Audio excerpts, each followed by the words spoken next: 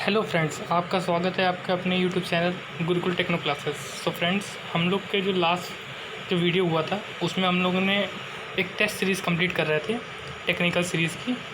उसमें हम लोगों ने 40 क्वेश्चन के आसपास कंप्लीट कर लिए थे। तो नेक्स्ट हम लोग पढ़ते हैं। क्वेश्चन क्या बोल रहा है? 41, फॉर ग्रूविंग और to provide the relief the job is rotated with. जो ग्रूविंग होता है और जो रिलीफ होता है वो जॉब को मतलब जब हम लोग ग्रूविंग या फिर रिलीफ एंगल प्रोवाइड करते हैं तो उसमें हम लोग जॉब को कैसे रोटेट करते हैं, मतलब किस उस ऑपरेशन में क्या हम लोग गति रखते हैं, स्पीड क्या रखते हैं। तो मीडियम बोल रहा है, लो स्पीड बोल रहा है, हाई स्पीड बोल रहा है या फिर वेरी हाई स्पीड बोल रहा है। तो फ्रेंड्स, आपको ये पता होना चाहिए कि जब ग्रूविंग या रिलीफ एंगल हम लोग देते हैं किसी जॉब में तो हमेशा आपको निम्न गति पे, लो स्पीड पे काम करना है।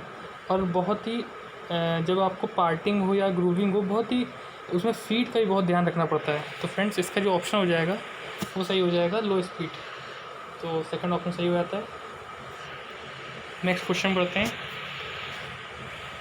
नेक्स्ट क्वेश्चन बोल रहा है कि what is the meaning of term creator wear of a turning tool. Turning tool में क्रिएटर वियर का क्या अर्थ होता है? तो फ्रेंड्स, बेसिकली होता क्या है, जब हमारा जो कटिंग टूल होता है, लेथ में कटिंग टूल होता है जो सिंगल पॉइंट कटिंग टूल, उसमें जब हम लोग कटिंग करते हैं, ठीक है फ्रेंड्स, तो उसमें जो क्या होता है, उसमें जो उसका फेस होता है, सॉरी टॉप फेस होता है, उसमें एक तरह का केविटी बन जाती है। तो इसको ही हम क्रिएटर वियर कहते हैं, ठीक है फ्रेंड्स। तो फ्रेंड्स, जो इसका आंसर है वो हो जाएगा cavity on cutting face. Cavity on cutting face.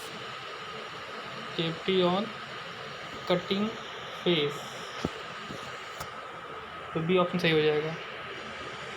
अब आगे बढ़ते हैं हम लोग 43 क्वेश्चन पे। A flat surface can be produced by a lathe machine if cutting tool moves.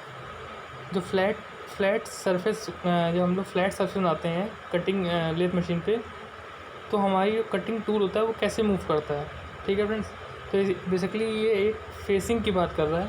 तो फ्रेंड्स, आपको पता होना चाहिए कि जो हमारी वर्कपीस जो होता है उसके सापेक्ष हमारा जो कटिंग टूल है वो परपेंडिकुलर या फिर 90 डिग्री एंगल पे हमारा ये हमारा टूल है, ये हमारा जॉब है और ये हमारा टूल है जिसका कटिंग एज इस टाइप का है। अगर हमें फेसिंग करनी है तो इसके 90 डिग्री एंगल पे ही हमें इसको मूव करना पड़ेगा। तो फ्रेंड्स, इसका ऑप्शन सही हो जाएगा कौन सा? बी, ठीक है फ्रेंड्स। आगे बढ़ते हैं हम लोग। क्वेश्चन नंबर 44 बोल रहा है the hexyne the thin tube the most suitable pitch of the blade. तो फ्रेंड्स, ये बहुत बड़ा क्वेश्चन आया हुआ है। जब हम कभी भी ट्यूब को हम लोग हेक्सा से काटते हैं या फिर हम लोग उसकी हेक्साइन करते हैं, ठीक है, तो फ्रेंड्स उसमें हम लोग जो प्लेट का यूज़ करते हैं उसकी पिच होती है 0.8, ठीक है फ्रेंड्स, याद रखिएगा। बहुत बार रिपीटेड क्वेश्चन है, काफ़ी बार आ चुका है। 45 क्वेश्चन बोल रहा है the thread snap gauges are use to check the external thread the anvil of no go and are the form of, ठीक है फ्रेंड्स। तो ये यहाँ पे बात कर रहा है एक्सटर्नल थ्रेड काटने के लिए। जब थ्रेड काटते हैं तो उसको चेक करने के लिए हम लोग स्नैप गेज का यूज़ करते हैं। तो उसमें जो नो गो सिरा होता है उसका बेसिकली, तो वो कैसा होता है, फॉर्म कैसी होती है उसकी। तो फ्रेंड, जो हमारा गो सिरा होता है स्नैप गेज का, ठीक है फ्रेंड्स, जो उसका हमारा गो सिरा होता है, जो गो सिरा होता है, सॉरी,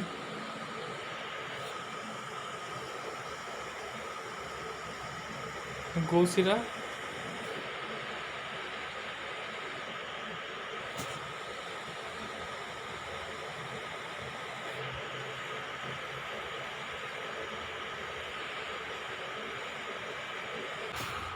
फ्रेंड, जो हमारा जब स्नैप गेज की बात करते हैं तो उसमें जो हमारा गो सिरा होता है तो बेसिकली पूरी तरह से उसकी जो थ्रेड होती है जिस पर चेक करते हैं हम लोग, तो वो पूरी तरह से बनी हुई होती है। किसकी अपेक्षा? नोगो की अपेक्षा। मतलब नोगो सिरा होता है वो पर पूरी तरह से उसमें थ्रेड जो होती है सही ढंग से फॉर्म नहीं होती है, इनफॉर्म थ्रेड होती है, इसीलिए इसका जो ऑप्शन सही हो जाएगा वो हो जाएगा पहला, गो सिरे की अपेक्षा थ्रेड संक्षिप्त और कम संख्या में होती है। संक्षिप्त होती है मतलब उसमें पूरी तरह से बनी नहीं होती है नो गो सिरे पे, और कम होती हैं। ठीक है फ्रेंड्स, आगे बढ़ते हैं हम लोग। क्वेश्चन बोल रहा है a drill is hold in a lathe machine by using a dia 10 mm straight sang drill held in drill chuck. After a short distance of travel, it rotates along with the work. Which one of the statement is cause of defect? एक lathe machine है, उसमें 10 mm का drill का व्यास को चक में रखकर straight drilling cell का उपयोग किया गया और ड्रिल 6 ड्रिल में उपयोग किया गया। कुछ समय बाद वर्क है उसके समांतर घूमता है। इस व्यक्ति जो एरर आई है वो किस कारण आई है? तो फ्रेंड्स बेसिकली इसमें बोल ये रहा है हमारा क्वेश्चन कि जो लेथ मशीन है हम लोग उसमें उसमें हमें ड्रिल है हमारी स्ट्रेट सैंक ड्रिल है, ठीक है, 10 mm की, ठीक है। तो हम लोग जो ड्रिल करेंगे तो उसमें जो वर्क पीस है वो समांतर घूमता रहता है। तो क्या कारण है इसका? फ्रेंड्स इसका कारण ये है कि उसमें जो हमारा चिप है वो क्लॉग्ड हो गए हैं, उसमें चिप अवरुद्ध हो गए हैं, इसलिए वो समांतरता से घूम रहा है। मतलब उसमें थोड़ी सी पैरेललिटी है, वो पैरेललिटी को दूर करने के लिए उसको चिप्स को हमें रिमूव करना पड़ेगा। तो फ्रेंड्स इसलिए ऑप्शन सही हो जाएगा हमारा chips getting clogged. Which one of the following statement is true with respect to half nut? Half nut के संदर्भ में निम्न में से कौन सा तथ्य सही है? तो फ्रेंड्स इनमें पहला ऑप्शन बोल रहा है या सैडल को डिटैचेबल करता है, या सैडल को इंटीग्रल भाग होता है, या एप्रन का डिस्टेबल भाग होता है, या उपरोक्त में से कोई नहीं। तो फ्रेंड्स जो हमारा हाफ नट होता है वो एप्रन का ही पार्ट होता है जो उसको अटैच या फिर डी अटैच करता है, ठीक है। तो ये फ्रेंड डिटैचेबल मतलब अलग हो सकने वाला है। जब उसको जरूरत पड़ती है तो हमें जब फीड देनी होती है तो हम उसको उस हिसाब से यूज़ करते हैं। मतलब उसको जब हमें फीड देनी होती है एप्रन को या फिर तो हम उसको एंगेज कर देते हैं, और जब हमें हटाना होता है तो उसे रिमूव कर देते हैं। तो फ्रेंड्स हाफ नट का ये एक वर्क सिद्धांत भी है इसका। फ्रेंड्स 48 क्वेश्चन बोल रहा है the function of a steady rest in lathe machine is. Lathe machine में स्टडी रेस्ट का कार्य होता है। स्टडी रेस्ट का काम क्या होता है? उसका काम ये होता है कटिंग फोर्स के कारण लंबी शाफ्ट को मुड़ने से रोकता है। सीधी सी बात है, स्टडी रेस्ट का कोई काम नहीं होता है, सिर्फ और सिर्फ वो हमारे कटिंग फोर्स के कारण जो हमारा लंबा जॉब होता है और लंबा या पतला जॉब होता है जो हम बिटवीन सेंटर में हम लोग टर्निंग करते हैं, बिटवीन सेंटर हम टर्निंग करते हैं। तो हमारी जो हमारी स्टडी रेस्ट है उसके जो पैड होते हैं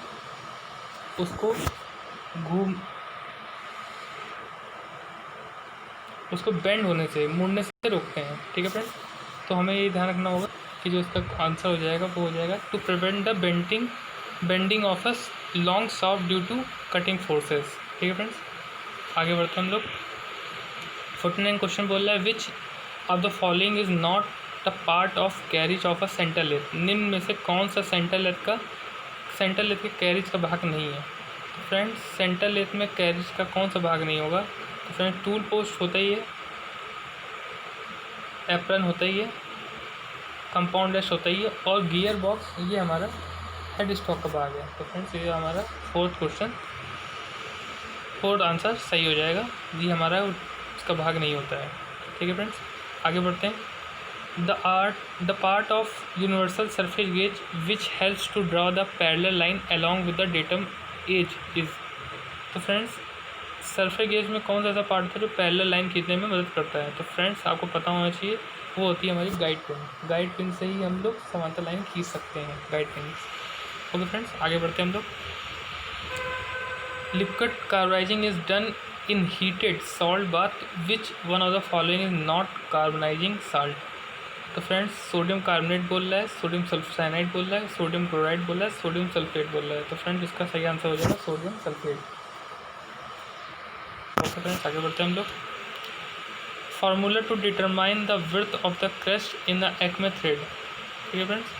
तो एक्मे थ्रेड में जो हमारा क्रस्ट होता है उसको डिटरमाइन निकालने के लिए उसको क्या करते हैं हम लोग, किस फॉर्मूला क्या होता है उसका? फ्रेंड्स उसका फॉर्मूला हो जाता है 3.333707, मतलब 0.3707 अपॉन नंबर ऑफ हेड पर इंच जो दिया होगा, उससे हम जो निकालेंगे वो हमारा क्रस्ट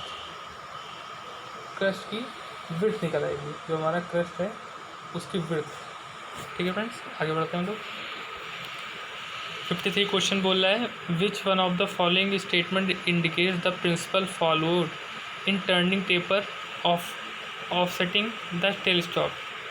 ठीक है फ्रेंड्स, तो टेलस्टॉक ऑफसेटिंग मेथड में हम लोग कौन सा स्टेटमेंट सही बोल रहा है। तो फ्रेंड्स बोल रहा है the work axis is kept out the alignment with lathe axis, the tool movement are the parallel to the lathe axis. मतलब work axis is kept out alignment, जो हमारा वर्क पीस है वो हमारा अलाइनमेंट में ही होता है, वर्क पीस हमारा अलाइनमेंट में होता है सेंटर के साथ। Tool movement with the parallel of lathe axis, तो हम लोग इसको ऑफसेट कर देते हैं, सेंटर को ऑफसेट कर देते हैं, और हमारा टूल जो होता है वो उसी उसमें चलता है, क्योंकि हमारा सिर्फ और सिर्फ जॉब हमारा सेंटर से ऑफसेट कर दिया जाता है। ठीक है फ्रेंड्स, तो हमारा जो टूल होता है वो हमारा टूल उसी मेथड में चलता है और हमारा टेपर कट जाता है। ठीक है फ्रेंड्स, तो इसका ऑप्शन सही हो जाएगा, कौन सा, पहला ऑप्शन सही हो जाएगा। The work axis is out of alignment with the lathe axis and the tool movement are parallel to the lathe axis. ठीक है फ्रेंड्स, आगे बढ़ते हैं हम लोग। 53 क्वेश्चन बोला which type of centre having a more life compare to the other centre. इसमें से किसकी अधिक स्थायी होता है, कौन सा अधिक स्थायी सेंटर होता है। तो फ्रेंड्स बोल रहा है टिप्ड, बॉल, हाफ, रिवॉल्विंग। तो फ्रेंड्स रिवॉल्विंग सेंटर ही हमारा सबसे अधिक स्थायी होता है। ठीक है फ्रेंड्स, इसको हम लोग हमेशा, इसका जो सेंटर होता है वो रिवॉल्व करता है। ठीक है friends, centre between turning between centre जो करते हैं, तो हम लोग इसका ही यूज़ करते हैं फ्रेंड्स। ठीक है फ्रेंड्स, आगे बढ़ते हैं हम लोग।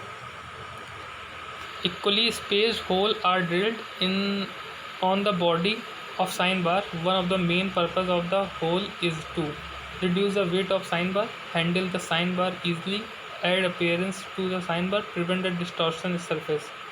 ठीक है फ्रेंड्स, तो reduce the weight of the sign bar, इसका फ्रेंड्स देखिए बेसिकली इसमें जो सही आंसर होता है वो क्लेम करने के लिए होता है, कि वो जॉब को क्लेम करता है। ठीक है फ्रेंड्स, साइन बार हमारा कुछ भी इस तरह होता है,